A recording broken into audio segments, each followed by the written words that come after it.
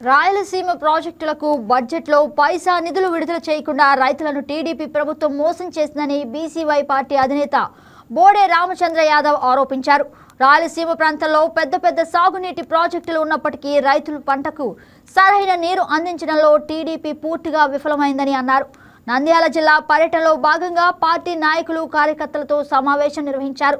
శ్రీశైలం, మహానంది వంటి ప్రాంతాల్లో అభివృద్ధి పేరుతో ప్రజాప్రతినిధులు దోపిడీకి పాల్పడుతున్నారని ఆరోపించారు. స్థానిక సంస్థల ఎన్నికల్లో బీసీవై పార్టీకి అవకాశం ఇస్తే ప్రజా సమస్యల పరిష్కారానికి నిరంతరం పోరాటం చేస్తామని బోడే రామచంద్ర యాదవ్ హామీ ఇచ్చారు. పార్టీ రాష్ట్ర executive committee member Bandaru Nageswararao గారు, అదే విధంగా ఉమ్మడి కర్నూలు జిల్లా బీసీవై పార్టీ నాయకులు కార్యకర్తల ఆహ్వానం మేరకు నంద్యాల జిల్లా పర్యటనకు విచ్చేయడం జరిగింది. ఇందులో భాగంగా ఉదయము అహోబిల క్షేత్రం సందర్శించి ఆత్మీయుల సమావేశం చేసుకుని నంద్యాలకు విచ్చేయడం జరిగింది.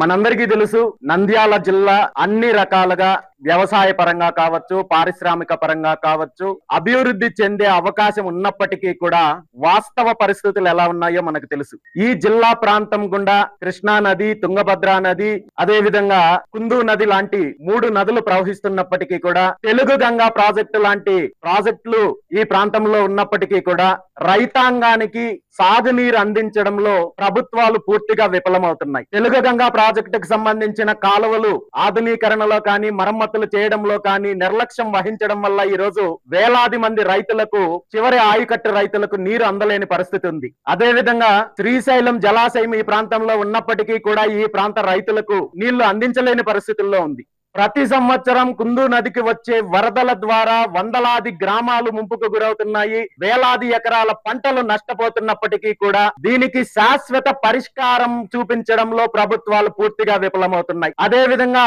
ఓర్వకల్లు లాంటి ప్రాంతంలో పారిశ్రామిక అభివృద్ధి చేయడానికి పూర్తి అనుకూలతలు ఉన్నప్పటికీ కూడా గత ఆర్థిక సంవత్సరంలో కేంద్ర ప్రభుత్వము ఇక్కడ కారిడార్లను ప్రకటించినప్పటికీ కూడా ఆ దిశగా అభివృద్ధి చేయడంలో రాష్ట్ర ప్రభుత్వం పూర్తిగా విఫలమయ్యి వేలాది మందికి ఉద్యోగ అవకాశాలు కల్పించే అవకాశం ఉన్నప్పటికీ కూడా ప్రభుత్వం ఆ దిశగా ముందడుగు వెయ్యడం లేదు. మరి ఈ జిల్లాకు సంబంధించిన ప్రజాప్రతినిధులు ఏం చేస్తున్నారంటే, వీళ్ళు ఇసుక దందాలు చేయడంలో బిజీగా ఉన్నారు, అక్రమ మైనింగ్ చేయడంలో బిజీగా ఉన్నారు, అదే విధంగా అక్రమ ఇతర వ్యాపారం చేయడంలో బిజీగా ఉన్నారు, శ్రీశైలము అదే విధంగా మిగిలిన పుణ్యక్షేత్రాల్లో దందాలు చేయడంలో బిజీగా ఉన్నారు.